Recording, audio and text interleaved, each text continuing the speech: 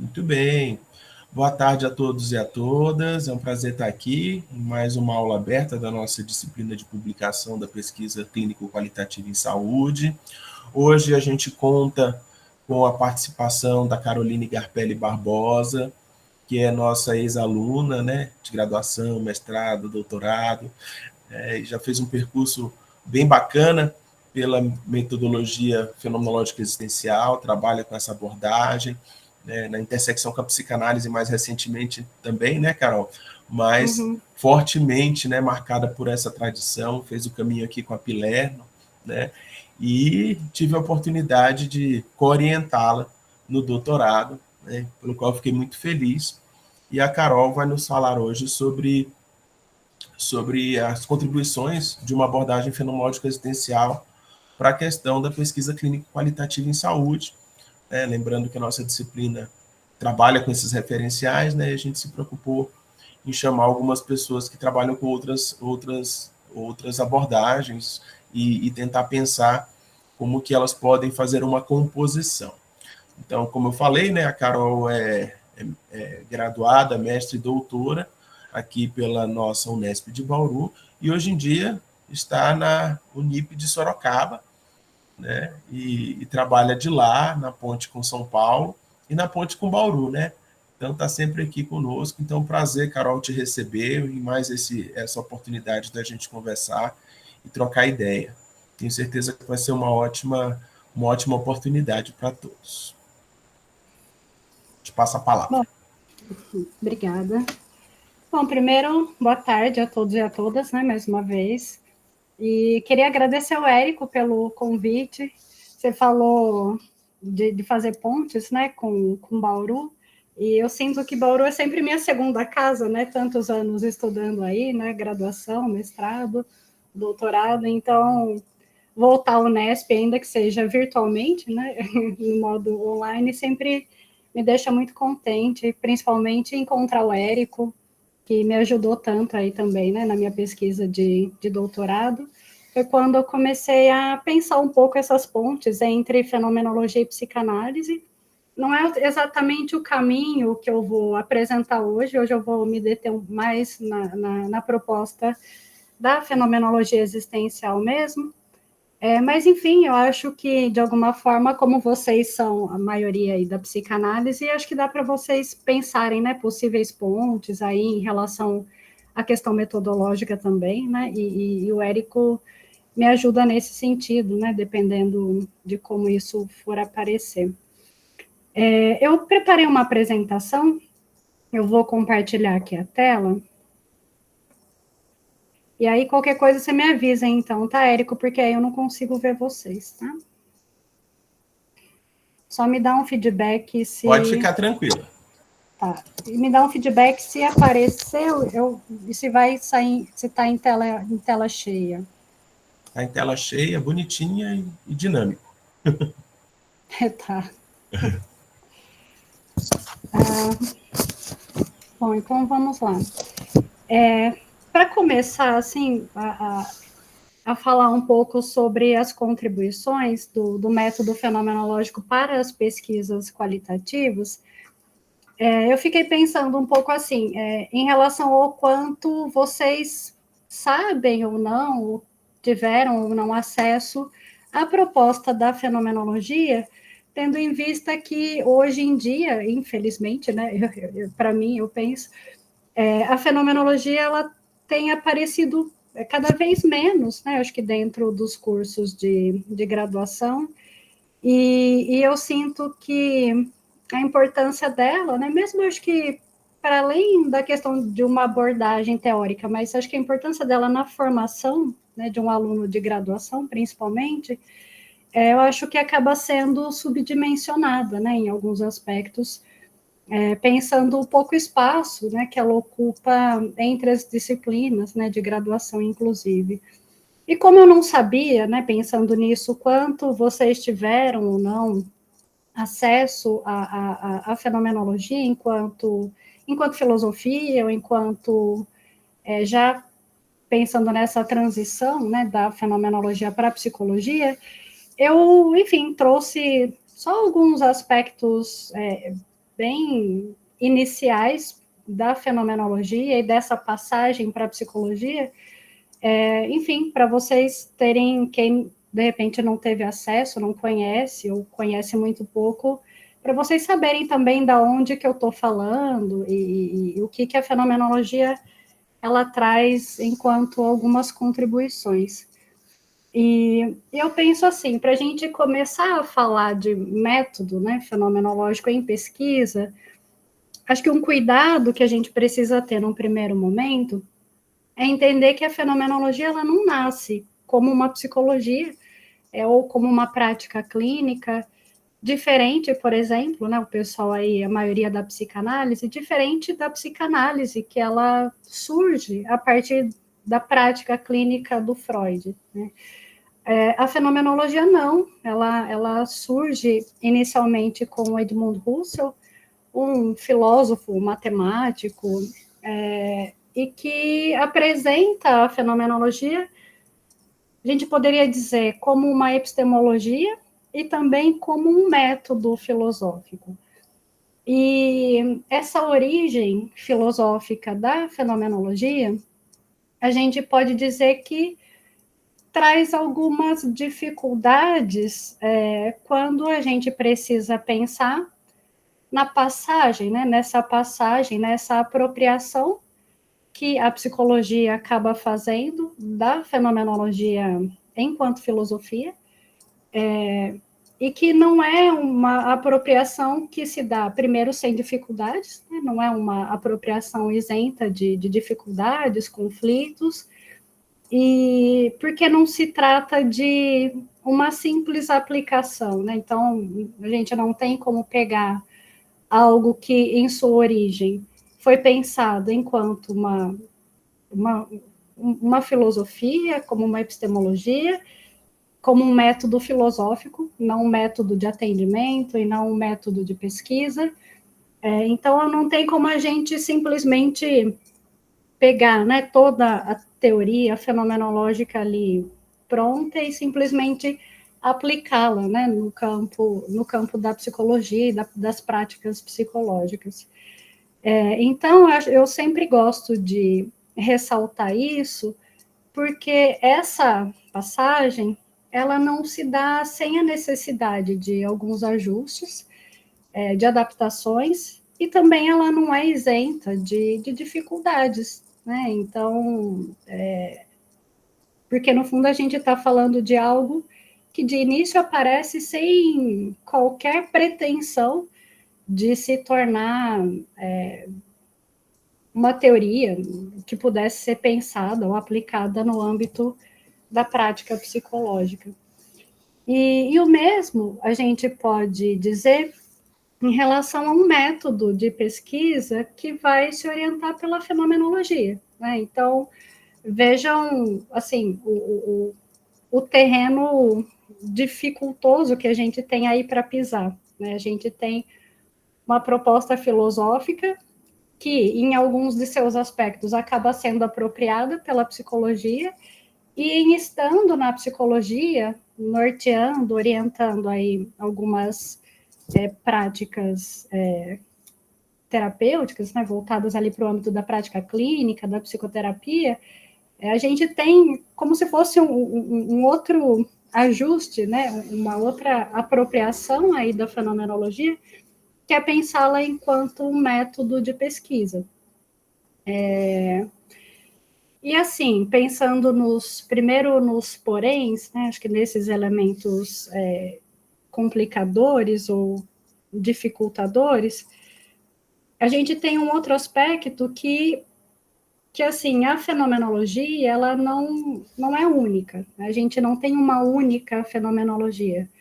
A gente tem, num primeiro momento, a fenomenologia que surge com o Edmund Husserl, que é o fundador aí, né, da fenomenologia, mas aí a gente vai tendo derivações dessa fenomenologia inicial, né, de origem, que é a fenomenologia husserliana. Então, a gente tem outros pensadores que vão desenvolver a sua própria fenomenologia, né?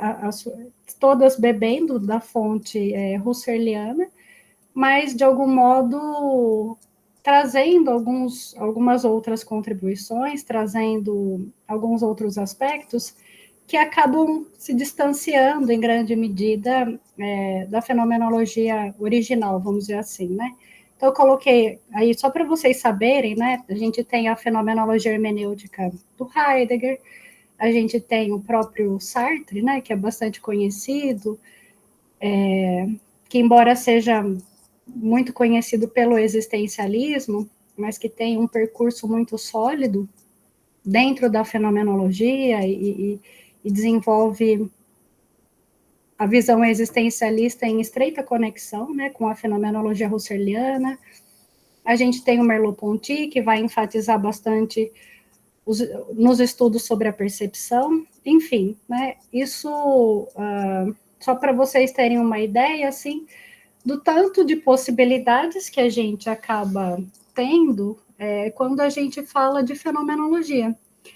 E uma coisa que eu observo em alguns estudos que dizem que afirmam que se utilizam, né, do método fenomenológico, às vezes não se tem muito o cuidado de fazer essas diferenciações, né? Então, é muito comum a gente ver, estou usando o método fenomenológico, sem as devidas explicitações de qual fenomenologia, né, de fato, você está falando.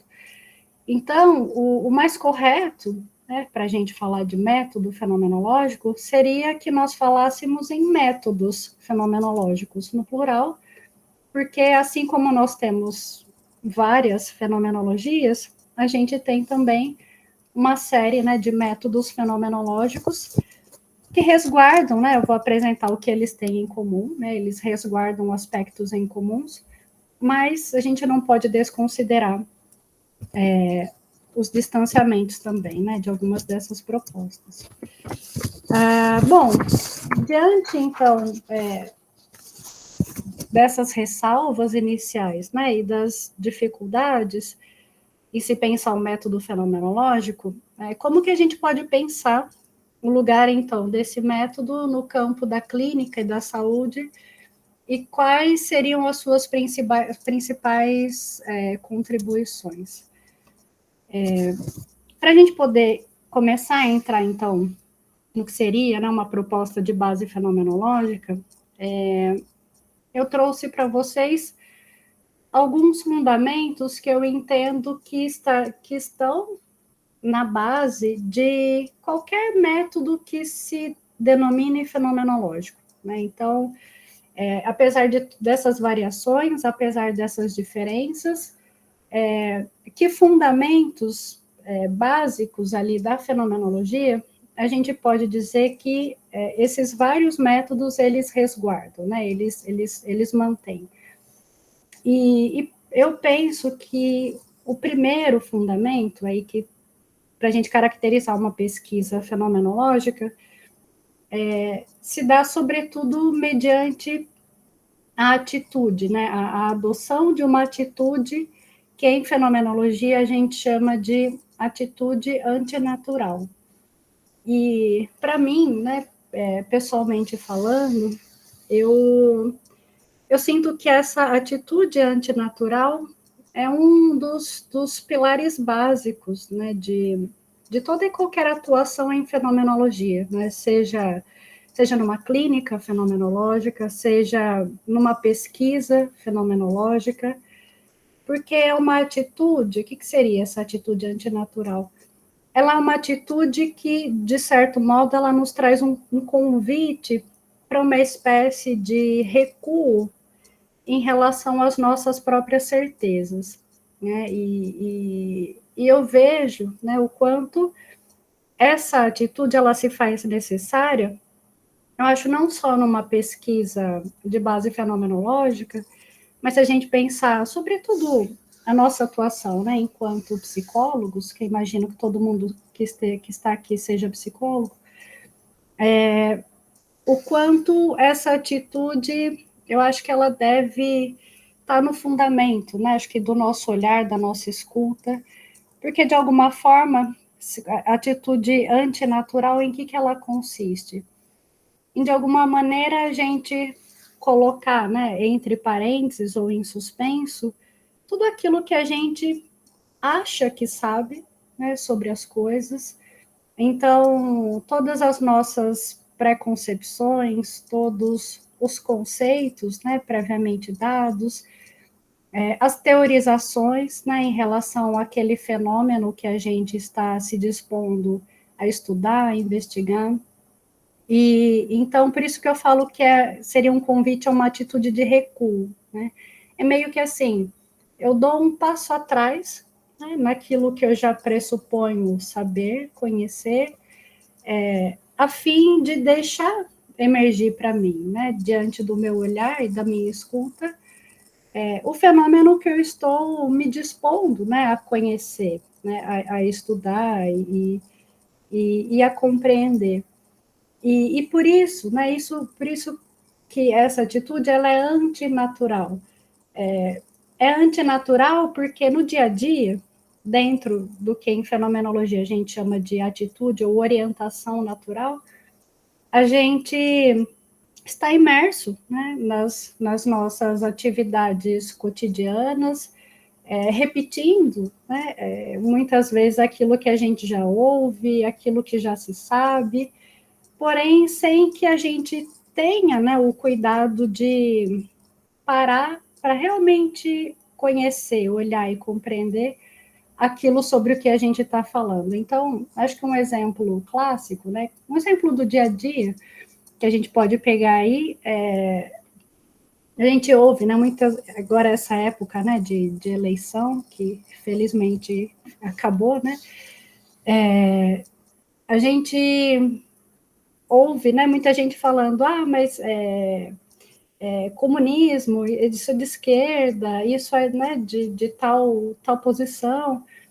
E aí, quando você para ouvir certas afirmações, certos discursos, você fala assim, mas será que a pessoa ela parou para olhar, para entender o que é aquilo, né? O que é ser de esquerda, o que é ser de direita? Então, é como se as palavras elas ficassem vazias, né? Como se elas perdessem a raiz que as constitui, né? Enquanto fundamento. E isso é muito perigoso, né? Porque a gente pode chegar num ponto de ficar articulando conceitos, né? Muitas vezes abstratos, desenraizados ali da realidade, né? Da experiência concreta, e aqueles conceitos, muitas vezes vazios, eles passam a se tornar uma verdade, né? Uma verdade absoluta. Então, é por isso que eu entendo, né, que esse convite para a gente assumir uma atitude antinatural, que é a atitude fenomenológica por excelência, ela nos traz um convite para uma espécie de humildade, né? Acho que do pesquisador, humildade do terapeuta também, de fazer um esforço, porque realmente é um esforço, né? A atitude fenomenológica ela vai na contramão do nosso modo habitual de existir, mas é um esforço de tentar olhar para algo como se a gente não conhecesse, como se a gente não soubesse sobre o que aquilo se trata, né? E é um esforço, né? Porque, obviamente, a gente não tem como se livrar, né, de tudo que nos constitui, né, de todo o conhecimento que a gente possui, a ideia nem é essa, mas é uma tentativa, né, de lançar ali um olhar de principiante, né, para poder olhar para aquilo que está requisitando o nosso olhar. Eu peguei aqui uma definição do Heidegger, né, que é o autor com quem eu mais trabalho, até depois eu vou trazer um pouco mais as contribuições dele, mas ele coloca, né, que a definição, né, para o termo fenomenologia, ele coloca: o termo exprime uma máxima às coisas mesmas, em oposição a todas as construções que flutuam no ar, aos achados fortuitos, à assunção de conceitos só em aparência demonstrados, as perguntas só aparentemente feitas e que são transmitidas com frequência ao longo das gerações como problemas, né? Então, esse convite ao retorno às coisas mesmas, penso que é, né, o lema fundamental de toda e qualquer fenomenologia, pensando, inclusive, quando a gente fala aí de método, ou dos vários métodos fenomenológicos. Outra citação que eu coloquei aqui do Heidegger, né, quando ele coloca fazer ver a partir dele mesmo o que se mostra, tal como ele por si mesmo se mostra, né? Então, o que vai gritar, né, o que vai pedir aí para ser olhado, né, que vai demandar a nossa atenção e a nossa escuta, é o próprio fenômeno, né, a própria realidade, é a própria situação na qual eu estou envolvida, engajada, que vai me dizer, em grande medida, o que algo é. Bom, atitude antinatural, então, acho que é o primeiro fundamento central de todo e qualquer método fenomenológico, a gente poderia dizer. E o segundo é a intencionalidade, que, na verdade, é um termo que o Husserl se apropria, né, do Franz Brentano, de modo um pouco diferente, mas, em suma, para não me estender muito nessa parte mais teórica, o que seria intencionalidade? Intencionalidade seria a relação de inseparabilidade, né, entre sujeito e objeto. Então, eu vejo que uma das principais contribuições que a fenomenologia traz, sobretudo enquanto uma virada epistemológica presente aí dentro, né, do pensamento filosófico ali da época moderna, é justamente essa superação das visões dicotômicas, né? Então, a gente tem muito do início da própria psicologia baseada numa visão ainda muito pautada, né, nessa separação sujeito-objeto, focando, dando uma ênfase, né, para a compreensão ali da interioridade. E a fenomenologia vem trazer um outro olhar, né, uma proposta de que sujeito e objeto não se separam, né? Então, tudo aquilo que eu falo, tudo aquilo que eu penso, tudo aquilo que eu, né, apresento enquanto uma narrativa, isso é sempre feito de um lugar, né? Ou seja, de um ponto de vista, é feito de um certo modo, então isso vai ter algumas repercussões muito importantes quando a gente for pensar o lugar da pesquisa fenomenológica, inclusive. Porque a gente tem ainda, né, acho que muito forte, a presença de visões mais pragmáticas, né, dentro de pesquisas, que entende que é possível estudar a realidade como se ela existisse, né, de modo separado de mim, né, como se fosse um objeto que eu posso tecer simplesmente, enfim, né, tecer teorizações, estudá-lo, né, como se ele fosse apartado, né, da minha presença enquanto pesquisador. Então, a fenomenologia, ela traz, ela vem falar desse lugar, né, esse lugar que pensa o ser humano como sendo, existindo em meio à realidade e sem estar separado, apartado dela.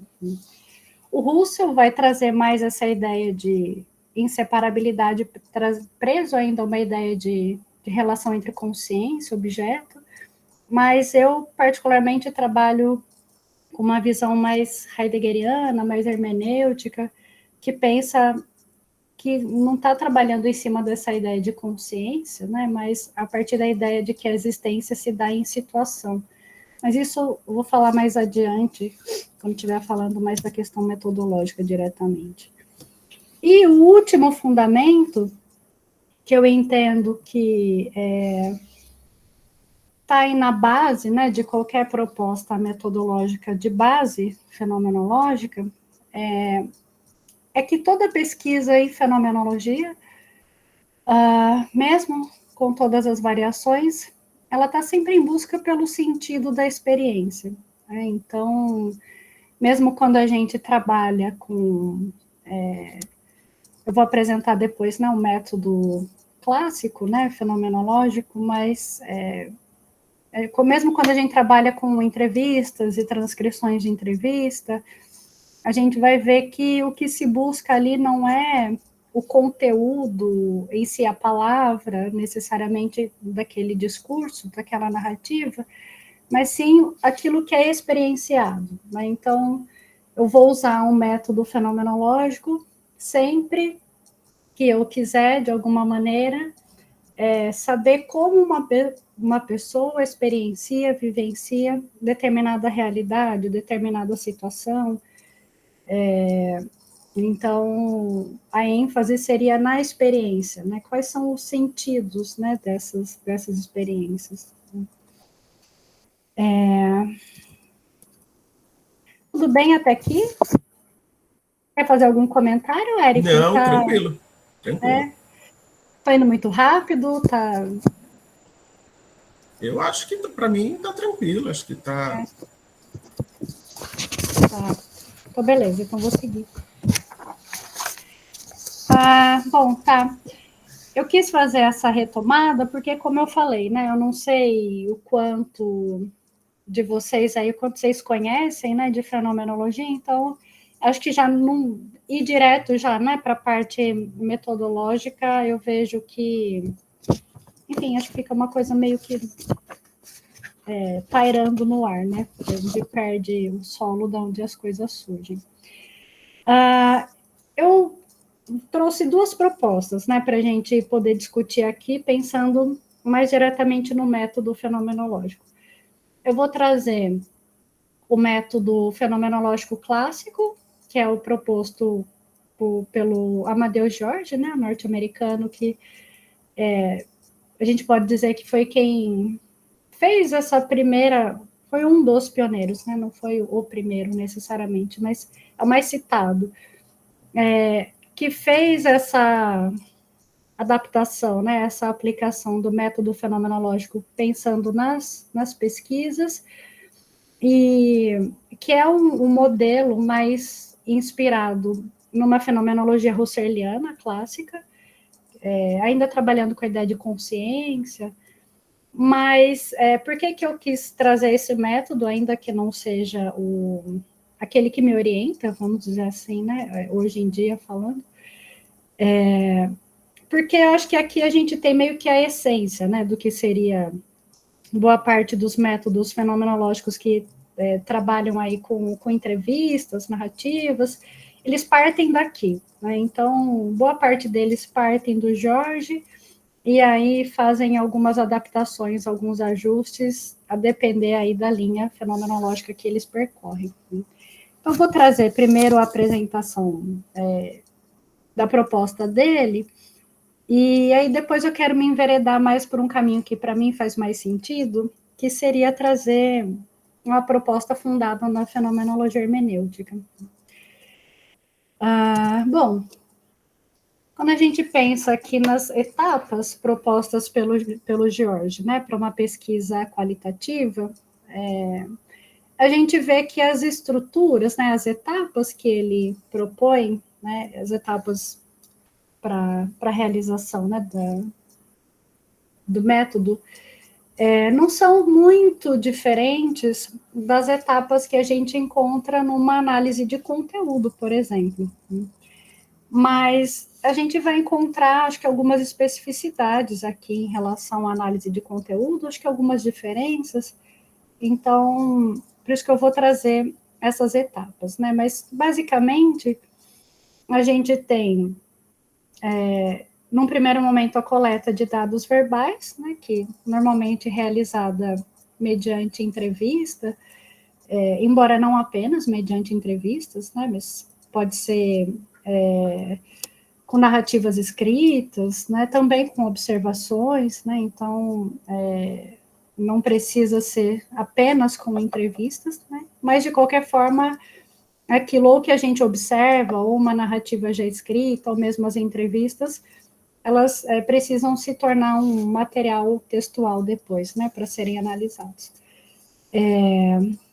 Aí depois a gente tem as etapas seguintes, né? Eu vou falar de cada uma delas com calma, mas leitura dos dados na íntegra, para compreender o sentido global dos relatos, a divisão dos dados em unidade de significação, a criação das categorias e, por fim, a síntese. Em relação ao primeiro item, né, a coleta dos dados verbais, que envolvem entrevistas, acho que o método fenomenológico ele tem algumas especificidades aí em relação a uma análise de conteúdo clássica, que eu acho que vale a pena enfatizar. Como o método fenomenológico ele visa apreender a experiência, né, o sentido daquilo que está sendo vivido, o modo como algo é sentido, é vivido por uma pessoa, geralmente a gente parte de perguntas que são muito amplas, né, muito abertas, consideradas perguntas norteadoras ou disparadoras, né, para que a entrevista aconteça. Então, por exemplo, geralmente a gente vai usar perguntas, como é para você vivenciar tal e tal situação? Como foi experienciar? Né? Descreva-me uma situação na qual você tenha... Então, vejam, essas perguntas, elas têm o único intuito de abrir um campo aí de narrativa, mas que dá um espaço, né, então, para a pessoa poder falar livremente. Fazendo um paralelo aí com a psicanálise, é como se a gente, é quase como, né, é quase como se a gente falasse para a pessoa associar livremente, né, então, com a diferença que você coloca aí uma pergunta disparadora e pede para que a pessoa fale livremente sobre aquilo que você está procurando estudar, né. No meu mestrado, que foi, acho que até o Érico deixou o texto da minha pesquisa de mestrado para vocês. Isso, foi esse. Legal. Já é bem antigo, né? Coisa de uns 10 anos atrás, mas acho que o essencial desse modo, né, de fazer pesquisa estava lá, né? Mas o meu intuito era compreender como que as pessoas lidavam com a morte, né? Então, tanto a morte pensada como a minha própria morte, né? A minha condição humana finita, quanto com as perdas, né? Então, a questão do luto. E então, né, uma das perguntas, né, consistiu em justamente tentar trazer a pessoa para essa experiência. Então, como que é para você saber-se finito, né? E aí a pessoa vai trazendo e como se trata de uma pesquisa, né, que ela acaba trabalhando com perguntas muito abertas, o pesquisador aí, ele acaba tendo, o entrevistador, né, o pesquisador, acaba tendo um lugar fundamental dentro desse momento de coleta verbal, porque cabe a ele, né, conseguir auxiliar a pessoa a relatar a sua experiência. Então, a gente tem essas perguntas disparadoras, mas conforme a pessoa vai trazendo, vai narrando, né, tem pessoas que às vezes falam pouco, tem pessoas que às vezes podem começar a trazer assuntos que possam estar fora ali, né, do que está sendo estudado. Então, cabe ao pesquisador ajudar também com que a pessoa possa se manter ali naquele relato e aprofundar, exemplificar aquilo que ela vai relatar, né? Então, tem até um autor espanhol, né, o Lopes, eu coloquei na referência no final, aqui eu esqueci de colocar, que ele fala que uma entrevista fenomenológica ela vai ter duas dimensões fundamentais, né, que seria uma dimensão relacional e uma dimensão técnica. E quando ele fala da dimensão relacional, ele vai trazer para nós, né, que uma pesquisa envolve desde o pesquisador ele poder se colocar ali numa relação, né, tanto de acolhimento, de deixar outra pessoa confortável, de conseguir se colocar, né, nessa atitude de suspender, né, os seus próprios juízos, aquilo que de repente ele possa estar esperando, né, que ele tinha às vezes enquanto hipótese, que ele possa estar esperando, então poder suspender tudo isso. Ele traz alguns outros aspectos sobre essa dimensão relacional que eu achei interessantes, que ele fala, né? Abertura para tudo o que pode emergir, sem buscar algo em particular e nem valorizar mais um aspecto do que outro diante do diálogo. Né? Outro aspecto que ele fala que é interessante, seguir o ritmo e a direção das expressões, né, utilizadas pelo entrevistado. Então, ele fala, né, para o cuidado do pesquisador em sempre utilizar as falas, as expressões, as palavras do próprio entrevistado, para não correr o risco dele impor, né, ainda que sem querer, né, palavras ou sentidos que sejam dele, né, e que não, de repente, não tenham a ver, né, com o que a outra pessoa está trazendo. Ele fala da importância, pensando nessa questão da inseparabilidade, né, do pesquisador reconhecer aí também o impacto, né, que a fala do outro pode mobilizar nele, pesquisador, né, inclusive as ressonâncias corporais, afetivas, para depois poder tentar pensar, né, o que isso pode estar dizendo também, né, em relação àquilo que está sendo vivenciado, experienciado. E acho que outro aspecto importante é a atenção, né, que a gente deve ter em relação às expressões corporais, né? Então, quando alguém fala algo, ele fala de um modo, né? Ele fala de um jeito, ele fala de um lugar. E por que isso? Porque quando a gente vai transcrever, né, num segundo momento, essa entrevista, a gente não pode perder de vista, né, que aquele texto ele foi narrado, né? Ele foi aquilo foi feito. A pessoa, quando falou aquilo, ela colocou a entonação, né, teve afetos.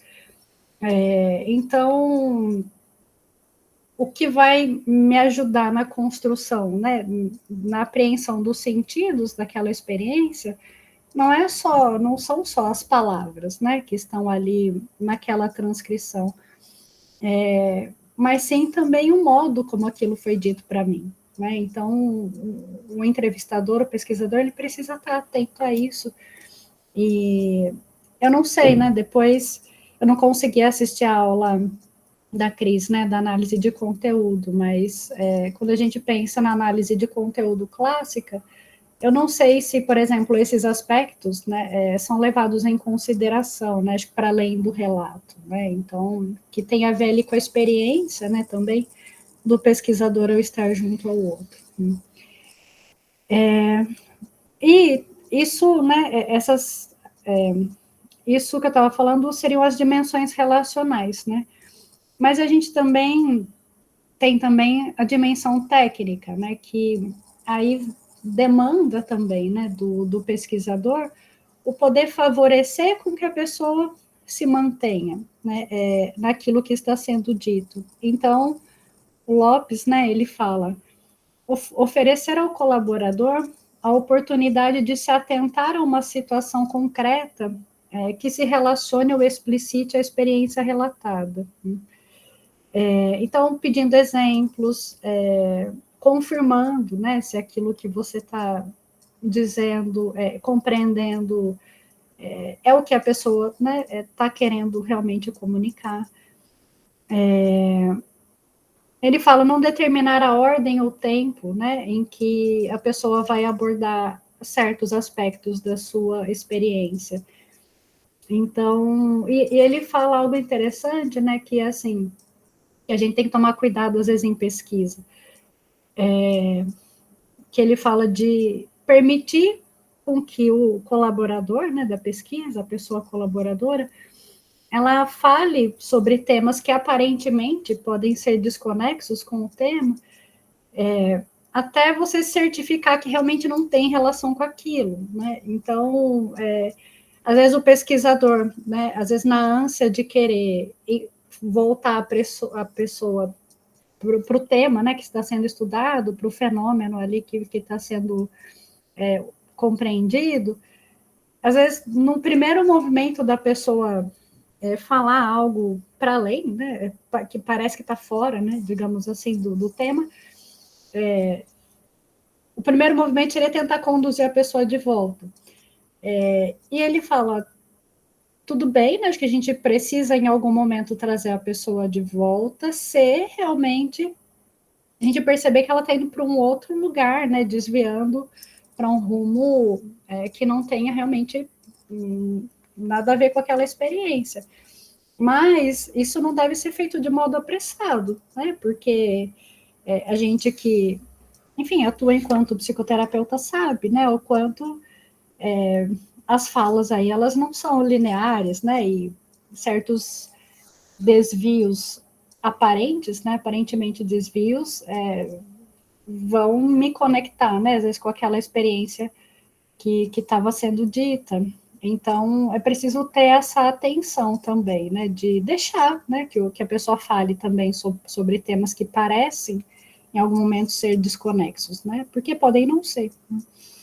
E ele fala, né, solicitar detalhes, esclarecimentos, diante de expressões vagas, genéricas, porque, assim, todo esse cuidado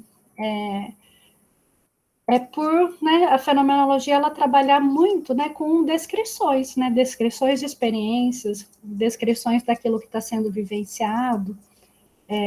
Então, eu gosto muito, né, o Heidegger, ele fala, quando ele fala da fenomenologia, ele fala da importância do demorar-se nas coisas, né, o poder habitar certas experiências.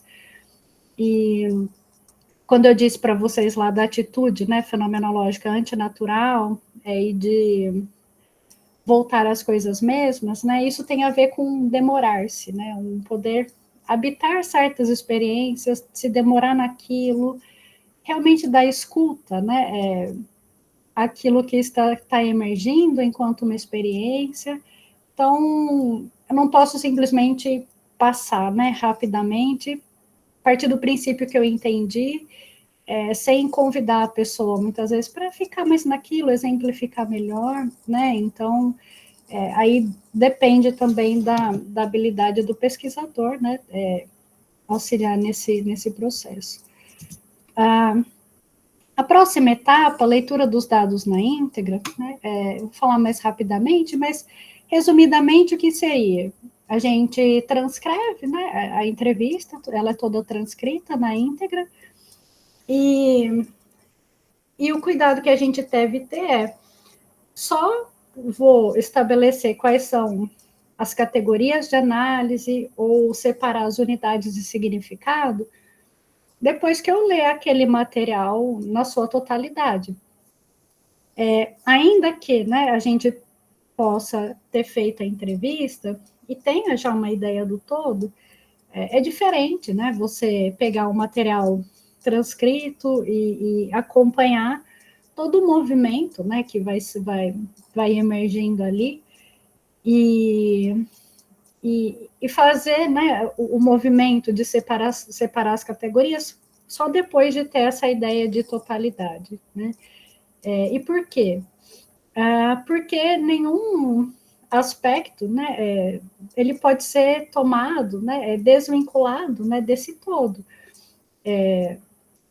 E se a gente pensar até fenomenologicamente, né, as coisas elas aparecem, né, no interior de certos horizontes de sentido, né? Então não tem como compreender uma parte, né, isolada da sua totalidade. Então a ideia, né, é que se faça quantas leituras, né, forem necessárias aí, né, para que eu possa apreender esse relato global, né? Primeiro entender o sentido total, né, daquela fala, para depois conseguir apreender os sentidos, né, parciais, pensados à luz, né, dessa totalidade. A etapa seguinte seria a divisão dos dados em unidades de significado, que ainda não é a etapa de estabelecimento das categorias. O que seria essa parte de divisão dos dados em unidades de significação? É quando a gente vai se familiarizando, né, ali com o relato e separando, né, unidades de sentido que vão emergindo, né, para nós. Ainda sem nomeá-las, né, sem categorizá-las, mas acho que uma coisa interessante, né, para a gente pensar é que essas unidades de sentido, elas não estão prontas, né, no texto. Elas vão demandar aí de uma atividade, né, do pesquisador, né, de construir, de alguma forma, essas unidades, apreender essas unidades, né, acho que não construir, mas apreender essas unidades a partir do fenômeno, né, que ele que tá investigando, né, então, quantos sentidos, né, quantas unidades de sentido podem emergir daí, né, quantas aquele relato possibilitar e permitir, né, então, eu, no mestrado, né, para facilitar, eu ia grifando, né, todo o relato, né, com aquele grifo do Word, né, com cores, né, quando achava que estava convergindo, né, para um sentido comum, grifava tudo da mesma cor, né, então meio que seria esse primeiro movimento, né, de meio que assim, até pegando o exemplo do artigo, né, que vocês tiveram lá para ter contato, né, para leitura. Aqui ele está falando do medo que envolve, né, pensar a possibilidade da própria finitude, né, então a própria morte como algo completamente desconhecido. Aqui ele está falando da dor da perda, esvaziamento do mundo, enfim. Então, seria mais esse movimento de separação, digamos assim, né. E aí, a gente tem a criação das categorias, né, que é quando a gente vai aprendendo de acordo com o George, né, e aí isso vai diferir um pouco em algumas outras propostas, né, de método fenomenológico, mas seria aprender de alguma forma, né, a essência, né, daquelas vivências. Então, é quando eu crio categorias, né, então, é quando eu, enquanto pesquisador, dou nomes, né, vou nomeando aquelas categorias que eu entendo que revelam a essência do sentido expresso, né, por aquela pessoa. E acho que aqui dá para a gente pontuar uma outra, acho que diferença em relação também à análise de conteúdo, né, que até onde eu sei, né, a análise de conteúdo, ela traz para nós a possibilidade de já trabalhar com categorias prévias, né, então, o pesquisador, ele, a partir do conhecimento que ele tem sobre aquilo que ele está estudando, a partir do referencial teórico, né, que ele adota, ele muitas vezes pode criar categorias prévias e aí identificar de alguma forma essas categorias ali nos relatos, né. Em fenomenologia, isso não vai acontecer, né. Para a fenomenologia, né, acho que trabalhar com categorias prévias seria muito antifenomenológico ainda, vamos dizer assim. Por quê? Porque o que deve orientar a minha criação de categorias, os nomes que eu vou dar a elas, a estrutura, né, que vai sendo revelada a partir delas, é o próprio fenômeno, né, que eu estou me dispondo a conhecer, né. Então, se eu trabalho com perguntas abertas, a fim de compreender como que se dão, como que é a experiência, né, vivida em relação a determinado assunto, as categorias que eu vou criar, elas devem revelar aquilo que eu estou encontrando nos meus relatos, né? Então, são eles que vão falar mais alto, vamos dizer assim, né? São eles que vão me dizer, me dar as direções, né? De quais nomes essas categorias devem ter. E por último, a gente tem a etapa de síntese, né? Que aí, acho que de alguma forma toda pesquisa, né, que trabalhe meio que com essa ideia, né, de entrevistas e síntese dos resultados e criação de categorias, de alguma forma acabam tendo, né, numa etapa final, uma etapa que é mais interpretativa, que inclusive a gente pode gerar, né, enquanto pesquisador, a gente redigir um novo texto com que a gente vai conectando, né, aquelas categorias, né, que a gente possa estabelecer uma narrativa também, né, enquanto pesquisador, que expresse quais estruturas eu estou aprendendo naqueles relatos, né, então, como as várias unidades de significação, né, que vão emergindo, elas podem se conectar, dialogar, então, isso pode mobilizar, né, a escrita de um outro texto aí, né, em que o próprio pesquisador vá fazendo essas amarrações. E é nessa última etapa que acaba tendo, acho que a maior variação, né, entre as pesquisas fenomenológicas, porque a depender do fundamento teórico-filosófico que a gente está orientando, né, a nossa análise, a nossa compreensão, o modo como a gente vai explorar essas categorias, como a gente vai discuti-las, elas vão ter algumas diferenças. Né?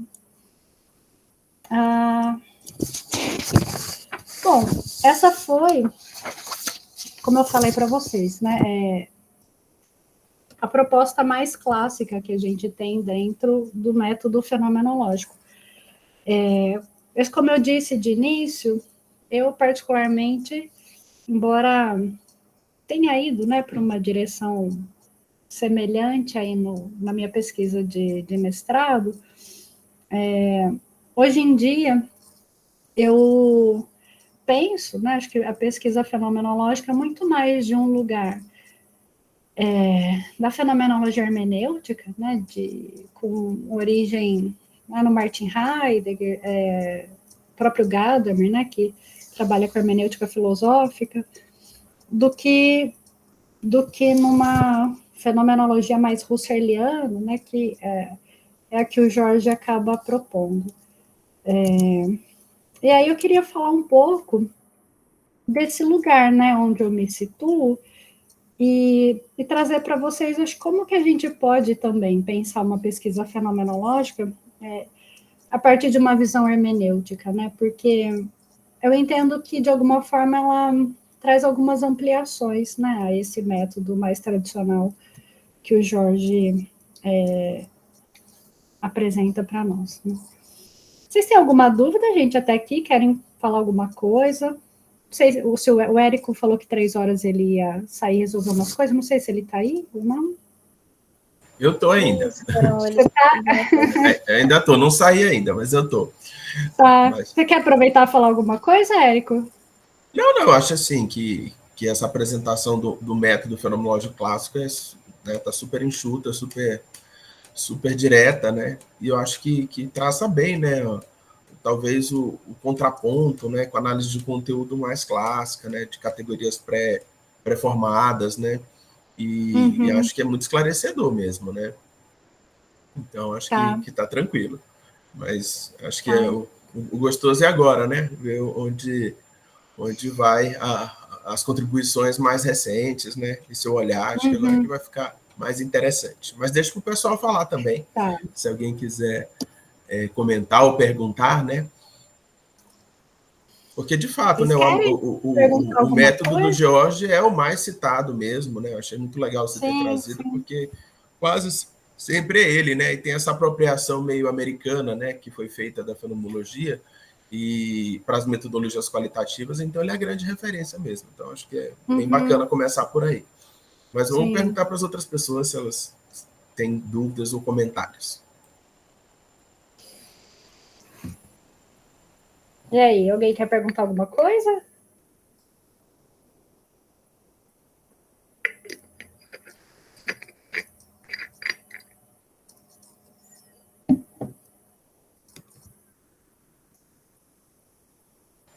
Acho que não, Acho que né? não, né, Érico? Continua. Acho que não. Agora eu Então vou tá sair bom. rapidinho, tá? A Letícia e a Tá, Jaque conduzem. Obrigado. legal, tá bom. Enfim, né, avançando aí, para além, né, do método proposto pelo Jorge, né, que não tinha como não passar por ele, porque como o Érico falou, né, é o que a gente acaba encontrando mais, né, dentro das pesquisas fenomenológicas. Mas é um método que atualmente tem recebido algumas críticas, primeiro por trabalhar sobretudo com descrições de experiências. Quando a gente enfatiza demais as descrições, sobretudo se a gente pega ali numa visão husserliana, trabalha ainda com essa ideia de consciência, a gente encontra alguns complicadores, né? Tanto de ordem epistemológica, a gente poderia dizer assim, né? O que seria essa experiência pensando na consciência? Isso em que medida até contradiz, né, às vezes, o que o Russell fala. Então, a gente encontra algumas críticas, e acho que a principal delas é quando a gente fala apenas, né, de ênfase na experiência a partir ali do lugar husserliano, a gente perde algo muito importante que os autores da fenomenologia hermenêutica vão trazer para nós, que é a ideia da facticidade, né? Ou seja, a ideia de que a existência ela se dá situada no mundo, enquanto situada no mundo, as experiências elas não são, portanto, apenas individuais, né? Não é o modo como algo aparece para mim apenas, né, enquanto uma pessoa individual, mas traz a ideia de que eu existo no mundo, né, no mundo em meio aos outros, um mundo marcado, né, por uma situação histórica, e me interpreto a realidade, interpreto aquilo que eu falo sobre mim mesmo, dentro já, né, imerso desses preconceitos e pressupostos históricos, né?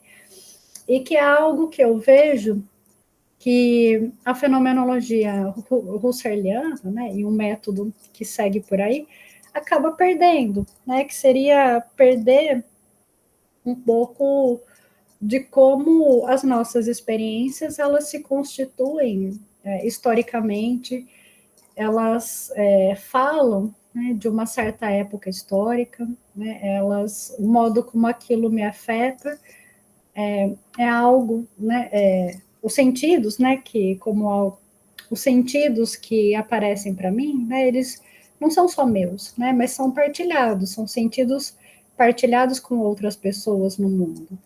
E eu me baseio aí fundamentalmente em dois autores, né, centrais para pensar, então, acho que um método mais fundamentado, né, mais fundado numa fenomenologia hermenêutica, que é o Heidegger e o Gadamer.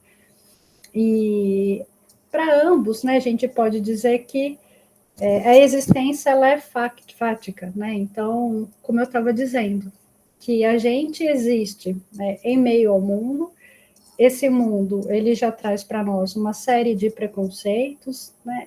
Ele tem uma certa historicidade, e sendo no mundo eu já me encontro familiarizado, né, com esses sentidos que daí emergem. E outra coisa, né, que eles trazem, que eu acho muito importante, é que a existência ela se dá não só situada, mas encarnada, né, no mundo. E o encarnado aí, né, tem a ver com a questão dos afetos. Né? Então, o Heidegger traz muito isso. Né? Então, quando eu estou interpretando, compreendendo uma certa situação, né? Falando sobre mim mesmo ou em meio aos outros, eu nunca estou de modo neutro, né? Mas eu já me encontro num certo horizonte histórico que partilha, né, uma série de afetos, E esses afetos também não são individuais, né? Então, por exemplo, o Heidegger, ele vai falar, numa certa altura, né, do como a nossa época histórica, a gente vive, né, num mundo atravessado, né? Ele fala pela técnica, né? Então, que a gente já está dentro de um horizonte de mundo que diz para nós, né, que tudo pode ser produzido, que tudo pode ser controlado,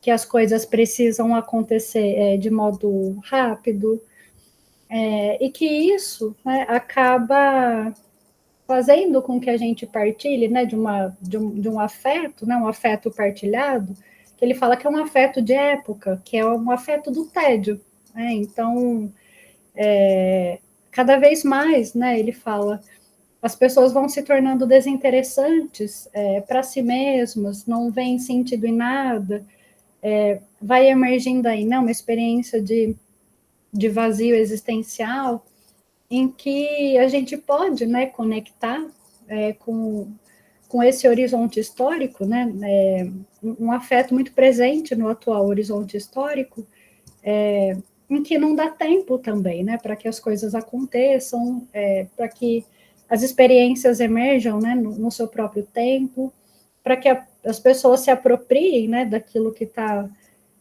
se passando com elas e deem uma destinação para aquilo, né, de alguma forma.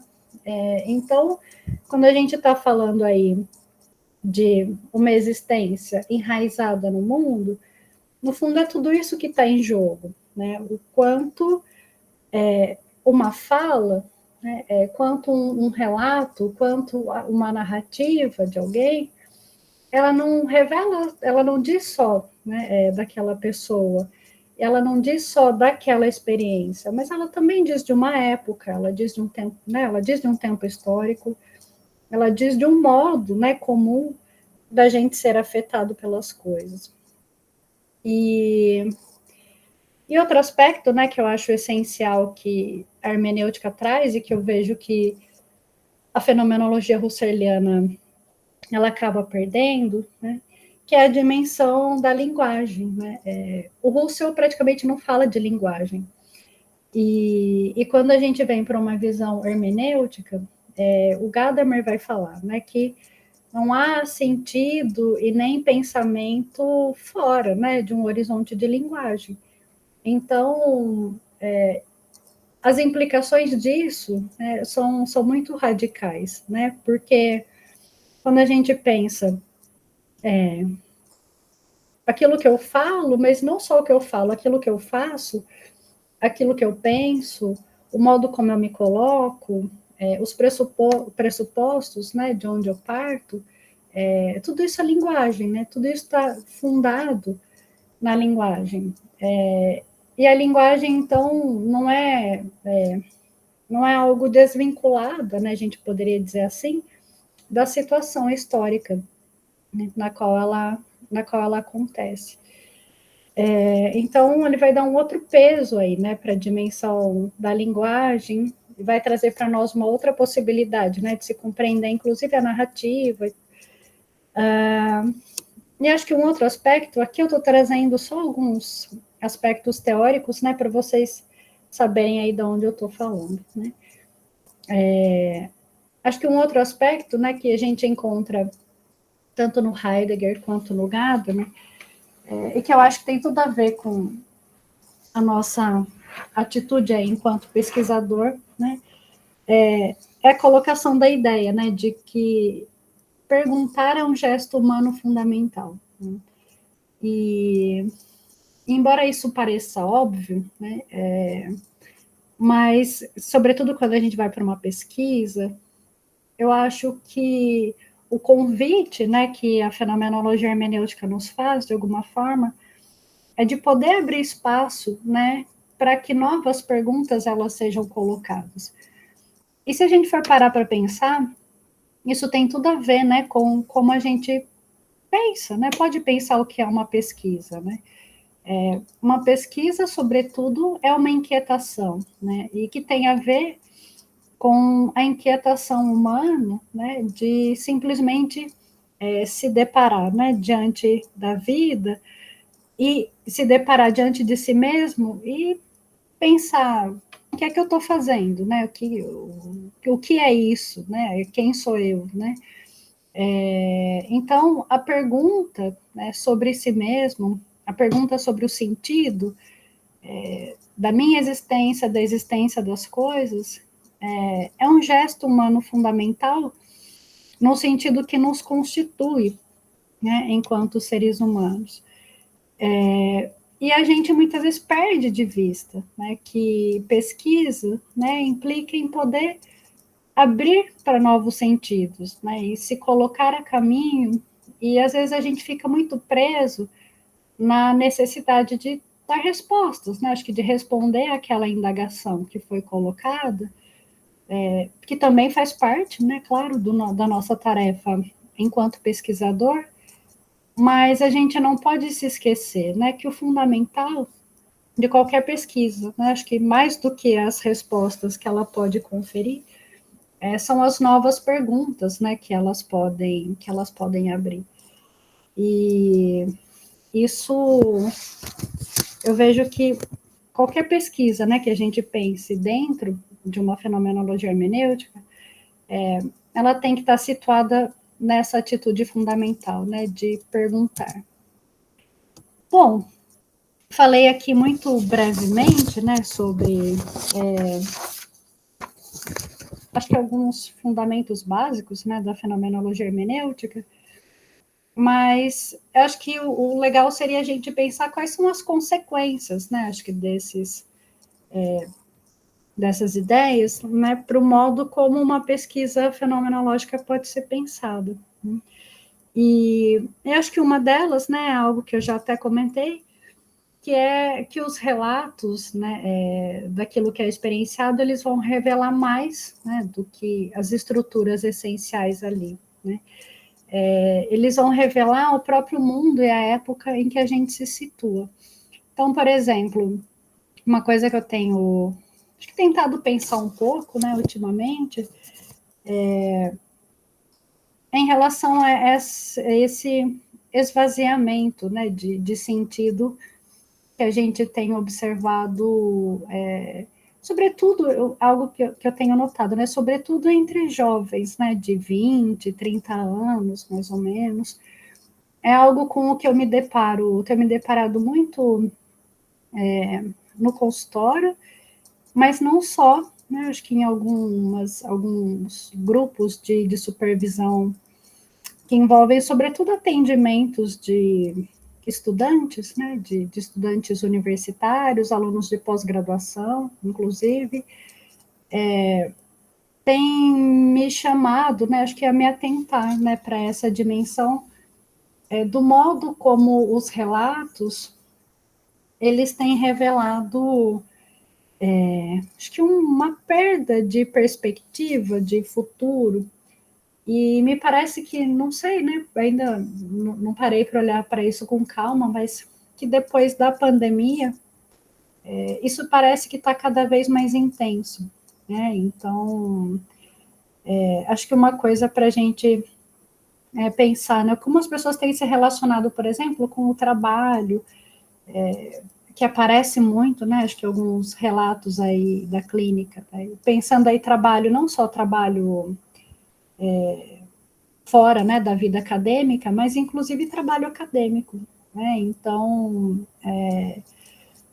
tenho essa dimensão que eu falei para vocês, né, do tédio, uma cobrança, né, uma hipercobrança, né, em relação ao próprio rendimento, a cobrança, demanda, né, por produtividade, né, seja acadêmica ou não, um cansaço, né, relatos de um cansaço infinito, assim, né, como se toda a vida, né, já tivesse ficado, né, nas atividades, né, ali de trabalho e no tempo livre, aquela sensação de desalento, de entrega, né, de amortecimento, né, da pessoa ficar amortecida ali, né, vendo séries enfim, né, e se entretendo, né, com qualquer coisa que pareça ser mais interessante do que a própria vida, né. Então, algo que eu tenho achado muito interessante, né, ter começado a pensar um pouco sobre essas questões, é o quanto isso não tem sido, né, não é algo de uma pessoa, né, que me fala sobre como está difícil o trabalho. Não é uma pessoa, né, que me fala o como, quando está fora do tempo de trabalho, não sabe o que faz consigo mesma, ou se encontra tão cansado, né, para pensar o que pode fazer, né, em relação à própria vida, e é como se as pessoas fossem, né, saltando, né, de lugar em lugar, de atividade em atividade, o que me parece também que não dá aí a possibilidade, né, de que a temporalidade, né, ela seja projetada, né, em termos futuros e passados, né, então o Heidegger vai falar muito dessa dimensão, né, da gente se constituir enquanto tempo, né, e o quanto a projeção de futuro é o que abre espaço, né, para que a gente possa, inclusive, reestruturar, né, os sentidos prévios, e o quanto, quando a gente tem uma experiência de tempo fragmentado, né, como é o que a gente tem observado, né, em boa parte do dia a dia das pessoas, essa aceleração e ao mesmo tempo fragmentação, né, do tempo, o quanto isso contribui, me parece, né, para que a própria vida seja sentida como desprovida de sentido. Porque se o que há são só instantes, né, agoras que acabam não se conectando com o projeto existencial, né, que eu sou, né, isso acaba, enfim, né, você cai num desalento, né, porque parece que só resta o agora e o próximo agora. Então não há essa dimensão do sonhar, né, o sonhar o futuro, do projetar o futuro, né, e então eu vejo que quando a gente tenta expandir, né, acho que o nosso olhar para se pensar em uma pesquisa, né, numa fenomenologia hermenêutica, eu acho que assim, a gente abre espaço para pensar essas outras dimensões, que tem a ver também, né, com uma experiência de época partilhada. Eu estou falando aqui e imagino, né, que muitos de vocês, inclusive, se identifiquem, né, com esse tipo de vivência. Então, é algo que está para além, né, da minha experiência, né, eu, Caroline, ou as pessoas que eu atendo, as pessoas que eu acompanho em supervisão, o que isso está nos dizendo, né, sobre o como o nosso mundo, né, também vai constituindo, né, as nossas experiências. Então, eu vejo que esse é um caminho, né, acho que para a gente pensar as pesquisas dentro de uma fenomenologia hermenêutica, acho que essas são, acho que algumas aberturas possíveis, né, de compreensão desses horizontes históricos, e acho que outra coisa, né, para a gente pensar, é essa ideia de que mesmo quando eu me disponho a estudar uma outra pessoa, né, seja um indivíduo, seja um texto, seja um grupo, seja uma instituição,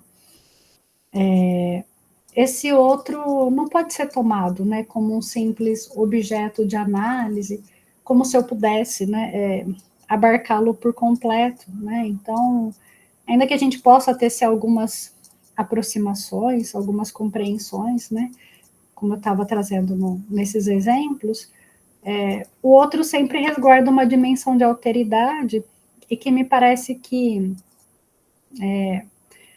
as pesquisas ali mais fundamentadas no método do George, né, que ficam tentando buscar as essências do vivido, esgotar todo aquele relato, parece perder um pouco de vista, né, que nunca é possível, né, esgotar por completo, né, aquilo que está sendo estudado. Um outro aspecto que eu queria ressaltar aqui em relação às consequências das pesquisas de fundamento hermenêutico é a ideia de que o pesquisador ele está sempre em diálogo, né, com a realidade estudada. E isso tem me feito cada vez mais sentido, porque eu estou desde, acho que agosto, faz pouco tempo ainda, estou participando como colaboradora do grupo do LEF da USP, que é o Laboratório de Estudos Fenomenológicos Existenciais, com a professora Henriette Morato, e algo que ela sempre traz, né, que para mim tem me feito muito sentido, essa ideia de que o conhecimento, né, ele se constitui no diálogo, né, no diálogo com a realidade estudada. Entenda-se aí realidade, né, como uma outra pessoa, né, um grupo de pessoas, uma instituição, um outro texto, né, e que a realidade não vai ser apenas, essa realidade, então, ela não vai ser apenas um objeto, né, que vai demandar de mim teorizações, mas ela se constitui, né, e pode se transformar no encontro comigo, né, enquanto pesquisadora, né? Então, a ideia, o Gadamer traz essa ideia, né, de uma relação eu-tu, né, que é uma relação em que eu não tento dominar o outro, coisificá-lo, não pressuponho saber, né, mais dele do que aquilo que eu já sei, mas entendo que aquela realidade estudada, ela tem um próprio saber, ela tem um próprio querer. Então, por exemplo, acho que isso é muito interessante para se pensar em pesquisas em instituições, por exemplo, né? Quando a gente pensa trabalho de pesquisa em instituições, ou mesmo quando a gente pensa, mesmo quando a gente está falando de pesquisa clínica mais voltada ali para psicoterapia, né? Mas falando sobretudo de pesquisas em instituições, né? Quando você se propõe, né? Acho que é estudar, acho que uma realidade, ouvir as pessoas, né, que estão ali, o que elas têm a dizer, né, sobre a experiência de ser psicólogo, ser médico, enfim, você né, necessitar, né, de um certo serviço judiciário, né, então o pesquisador ele tem que entrar naquela realidade e se deixar ser afetado por ela, né? Então a realidade não está ali, né, para ser observada, né, de modo isento, mas ali eu estabeleço encontros, né, encontros, sou afetado por esse encontro, tenho um papel ativo, né, e participativo dentro daquela realidade, e algo que eu acho bonito, né, acho que pensando desse processo, que a Henriette, né, fala bastante isso, né, que a própria psicologia, né, embora ela tenha todo um corpo teórico, né, bem estabelecido, que na verdade ela, né, se descobre e se constrói e sabe, né, o que ela é e constitui o seu lugar e o seu saber na ação, né, então no encontro junto ao outro. Então é como se a gente dissesse assim, né, que eu sei, né, o que é a psicologia, né, o lugar dela, experienciando, né, os encontros que podem emergir ali do meu estar, né, num certo local.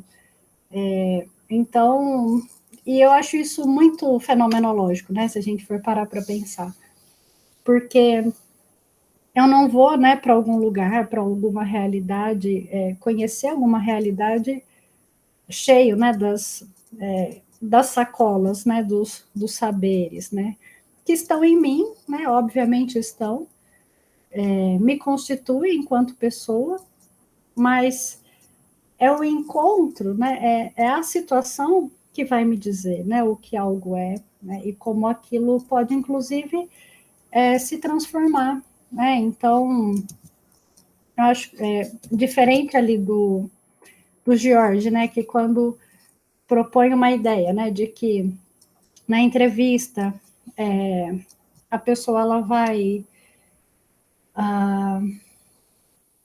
falar da sua experiência como se a experiência de alguma forma tivesse já elaborado, né?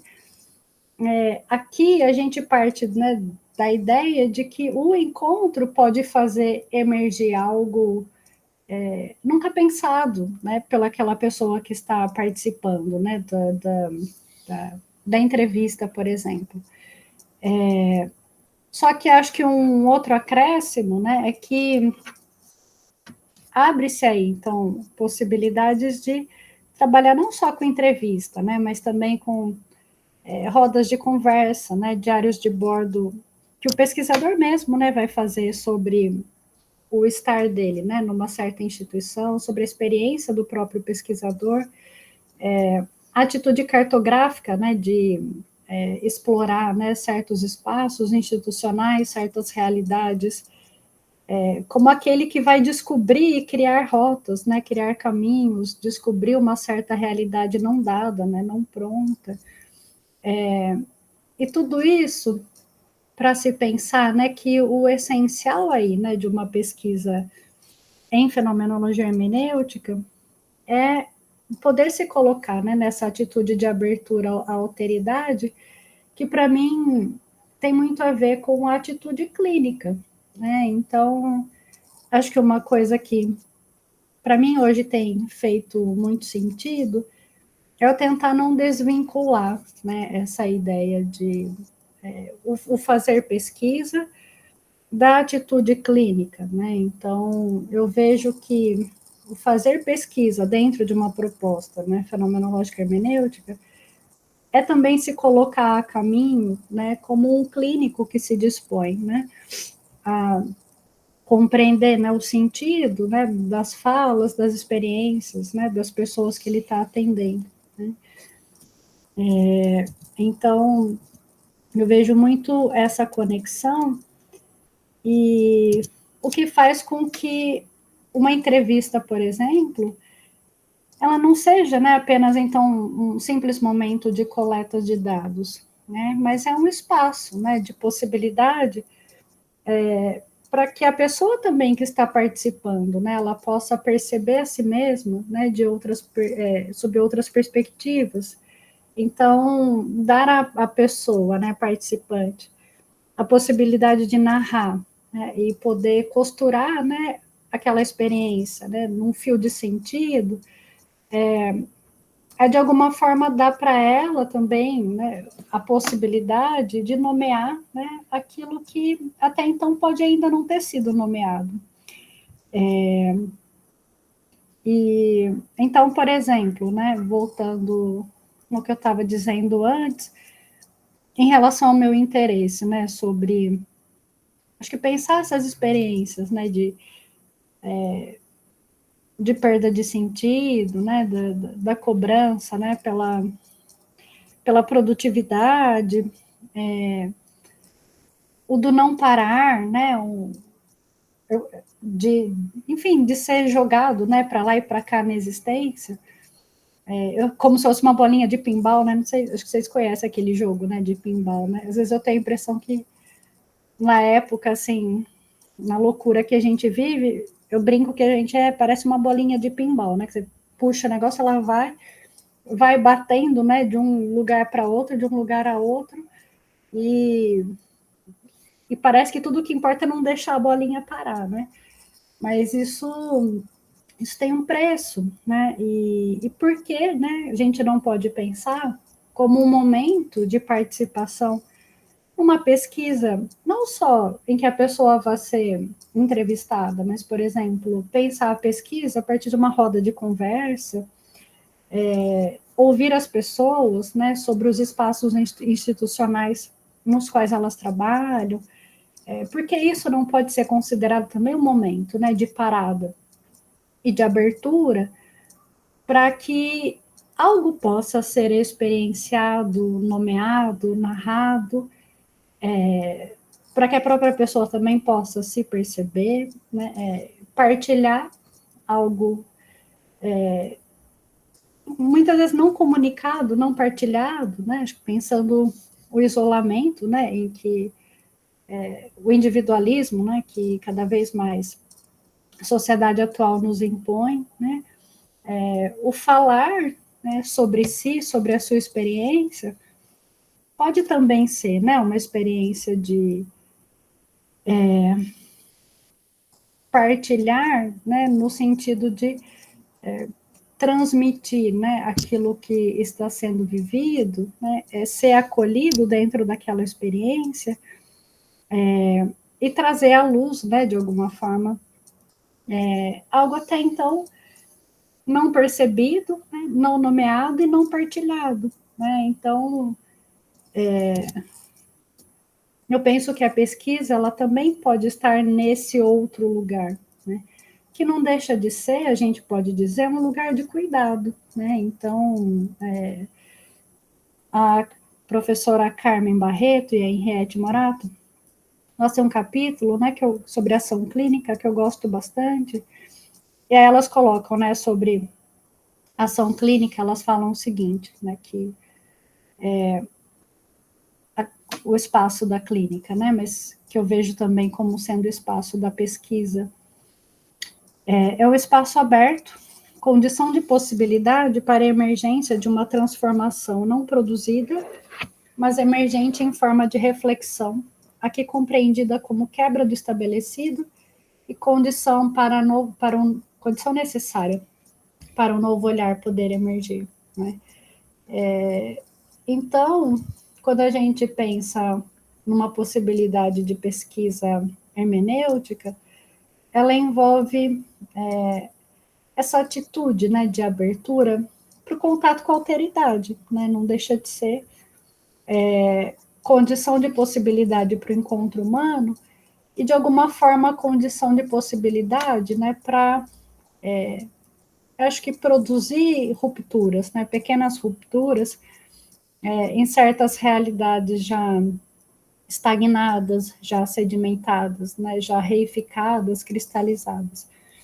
É por isso que eu acho que dá para a gente pensar, né, mesmo uma pesquisa, né, fenomenológica hermenêutica, a partir dessa ideia de uma ética do cuidado, né, porque quando eu me proponho a ouvir o outro, eu também dou lugar de fala, né, para esse outro, abro espaços, né, para compreensões possíveis, abro espaço para o não pensado, abro espaço para a emergência da alteridade, abro espaço para emergências de sentidos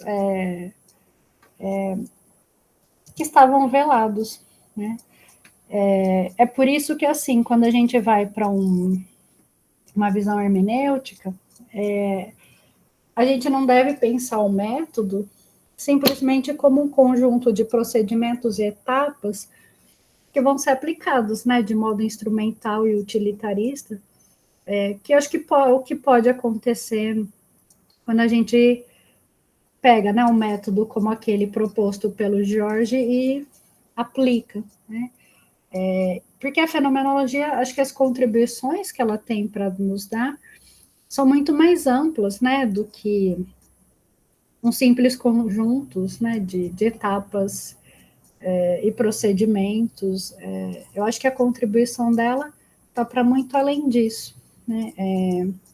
É por isso que eu gosto mais de pensar dentro dessa visão hermenêutica, né, que nos abre perguntas, né, acho que novas perguntas, né, então, eu não acho que a gente precise anular, né, acho que o método hermenêutico, ele não anula, né, as contribuições do Jorge, mas pode complementá-lo, né, acho que de alguma maneira, pensando essa questão essas implicações, né, acho que de um modo de fazer, né, muito mais um modo de fazer do que um conjunto de procedimentos que eu sigo passo a passo, né, então, para mim, acho que a fenomenologia hermenêutica traz muito essa questão, né, então, o que a nossa época, ela vai nos abrindo enquanto questão, né, então, como eu estava dizendo para vocês, para mim, abre-se muito essa questão, né, de como se dá a nossa relação com a nossa própria existência, com as relações de trabalho, né, essa demanda, né, por produtividade, essa ideia do individualismo, né, e do tédio, as implicações, né,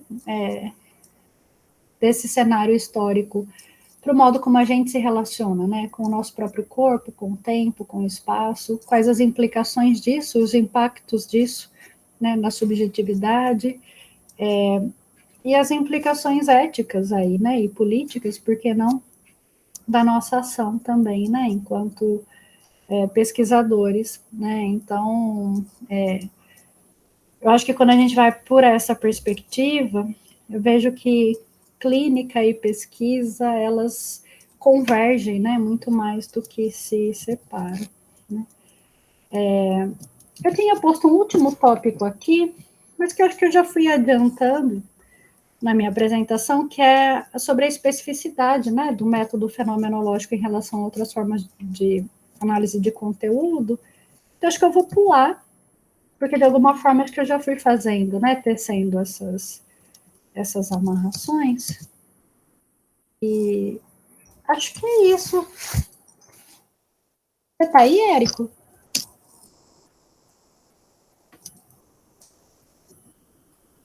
Ou então a Letícia? Ok, professora. Você tá aí, Letícia? O Érico acho que não voltou?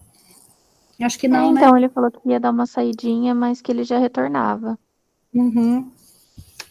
Então, acho que é isso. Vocês, não sei, né? Faz algum sentido para vocês que são, acho que sobretudo da psicanálise? Vocês querem perguntar alguma coisa ou fazer algum comentário também?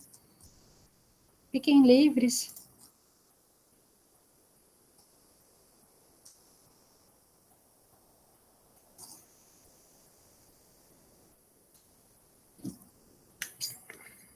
Por enquanto, eu não tenho nenhum comentário, professora. Professora Carolina, consegue me ouvir? Sim, Jaqueline. Sim, Jaque. Boa tarde. Não, eu achei, Boa tarde. assim, fiquei pensando durante a sua explanação, né, de algumas aproximações, uma certa interface, assim, com a clínica, a escuta psicanalítica, e aí me ocorreu uma questão, pode ser muito simples, assim, mas de que para a fenomenologia, o discurso que vai ser acolhido e aí categorizado, como você foi, né, apresentando no método, é o discurso consciente. Então, essa seria uma marca bem distinta em relação à psicanálise, seria isso? Eu vejo que sim, Jaqueline, sim, porque a fenomenologia não vai trabalhar com o pressuposto, né, do inconsciente. Acho que aí é uma diferença central, né, entre as duas. E embora, né, o que a gente fale em fenomenologia, pegando até dentro de uma perspectiva mais heideggeriana, é a ideia de verdade como desvelamento, né?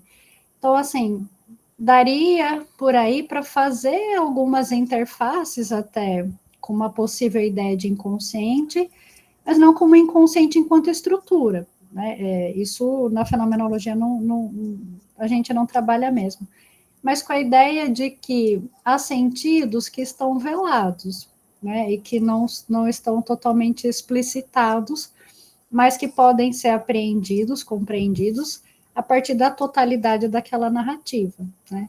Então, assim, a gente trabalha com a ideia de que há sentidos que estão velados, mas é uma lógica diferente, né, dessa ideia de inconsciente, que tem uma lógica de funcionamento próprio, inclusive, né? Então, acho que, assim, tem essa ideia de sentido velado, mas eu acho que, para ser mais direta respondendo a sua pergunta, tá para dizer que a gente fica ali no que é consciente, né? Embora dentro do que é consciente tem coisas que estão fora do nosso campo perceptivo, né? Então, isso pode ser compreendido também.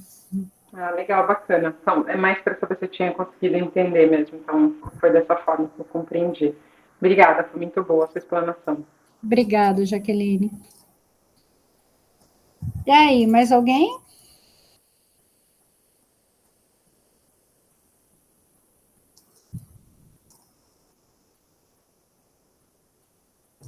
E não precisa ser necessariamente dúvida, né, gente? Se tiverem algum comentário também que vocês queiram fazer, até a partir do que vocês estão estudando, nas pesquisas de vocês, fiquem à vontade.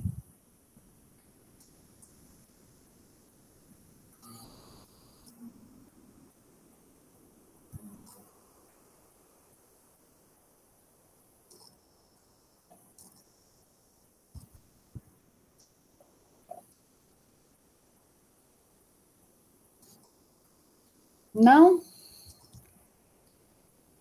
Do que eu tinha preparado para a apresentação era isso. Agora o Érico, que é nosso mediador, não sei o que ele teria a dizer, mas... Érico, você não voltou não, né? Acho que não. Eu vou mandar uma mensagem rapidinho para ele, Caroline, para ver se ele já retornou. Tá. Acho que atrasou o que ele ia Obrigada. fazer lá às 3, né? Imagina. A gente espera um pouquinho. Talvez pode ser isso. Uhum.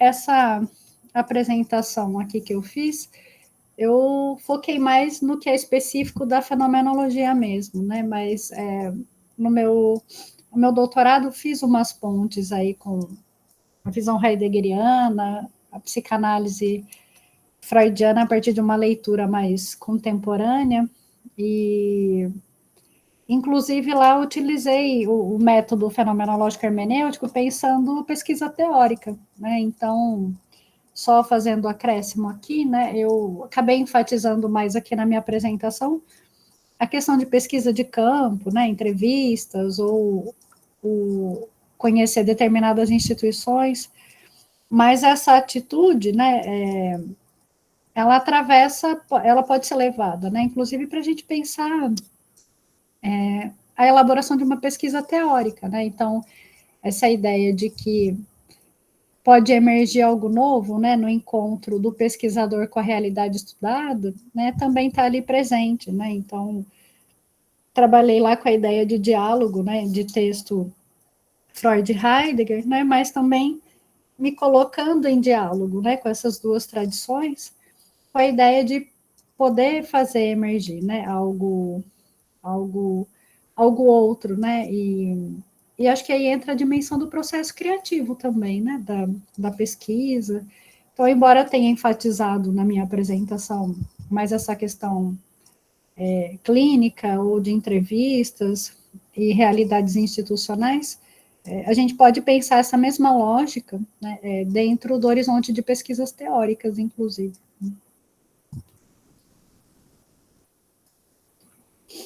O que é sempre bem difícil, né? Não sei se alguém aqui está fazendo pesquisa teórica. Eu lembro quando eu comecei a fazer, eu ficava pensando que método que eu ia utilizar, como que eu ia fazer a parte metodológica, enfim, né? E foi um desafio pensar em escrever essa parte, né? Não sei se é o caso de alguém aqui que está fazendo pesquisa teórica ou não.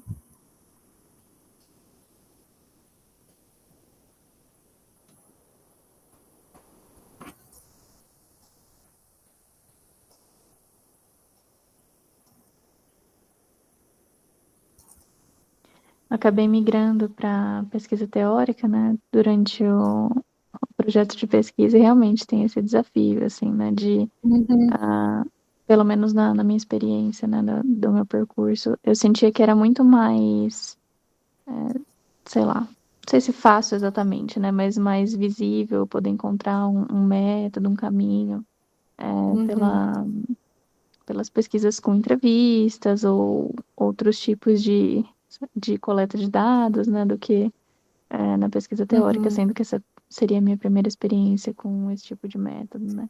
Então, concordo, professora. Acho que fiquei um pouquinho perdida no começo. É desafiador, né? Porque a gente tem revisões, né? Mas aí é um outro tipo de pesquisa, né? Revisão sistemática, integrativa. Sim. São teóricas, mas é numa outra estrutura. E aí a gente tem muito pesquisa teórica desenvolvida pelo pessoal da filosofia.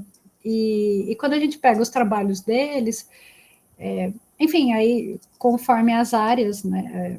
Se muda muito também o modo, as exigências, né, aí em relação a artigos e tal. E eles, assim, fazem duas linhas, às vezes, da parte de método, né? Então, como é que eles usam? Análise, como é que é? Leitura estrutural de texto. E aí, né, coloca basicamente que é uma leitura estrutural e faz, né, análise teórica e tal. Mas em psicologia, né, a gente não pode apresentar um método simplesmente colocar lá leitura estrutural de texto. Com certeza, se estiver no artigo, vai voltar, né? É isso que eu ia falar. Acho que talvez volte. Vai voltar, né? Mas em psicanálise tem, né? Acho que alguns caminhos aí também, né? Acho que Garcia Rosa, acho que fala alguma coisa. O próprio Érico, né? Tem um artigo com o Coelho Júnior também, um artigo bem interessante, partindo dessa ideia de mais desconstrutiva, que acho que dialoga muito com a visão hermenêutica, inclusive. Sim. E aí, o Érico respondeu, Letícia? Eu acho que não ainda. Eu mandei mensagem, mas não tá chegando, professora. Tá.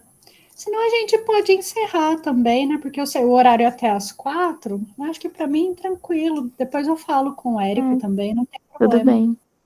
E, professora, eu só não sei como funciona a questão da gravação, estando pela conta do Érico. Entendi. É porque é ele que iniciou a gravação, ele que tem que parar, né? Eu não sei se todo mundo sai, se fica gravando, é isso? Então, imagino que sim. Quer que eu tente dar uma ligadinha para ele? Ou a Você gente que sabe, sai e deixa Letícia. rodando a gravação? Acho que eu posso deixar, eu deixo daí com a câmera desligada, eu deixo o meu aqui, aí vou fazendo outras coisas, aí se ele aparecer, daí eu falo com ele, ou senão só espero ele aparecer. Tá perfeito, então. Tá? Que eu acho que Combinado. ninguém tem mais dúvidas, né? Acho que ninguém colocou nada até agora, imagino que não. Acho que tá tranquilo. Muito obrigada, professora. Então tá bom. Eu que agradeço vocês, tá? Pela atenção. E qualquer coisa, se tiverem curiosidade, enfim, tem meu e-mail, tinha meu e-mail aí na apresentação também. Ou vocês podem pegar meu contato com o Érico, fiquem à vontade, tá bom? Mas obrigada. Tá bom. Muito obrigada, Carolina. Até a Imagina, um próxima. beijo. Tchau, Até tchau. mais. Boa semana. Tchau. Para vocês também. Obrigada. Tchau, tchau.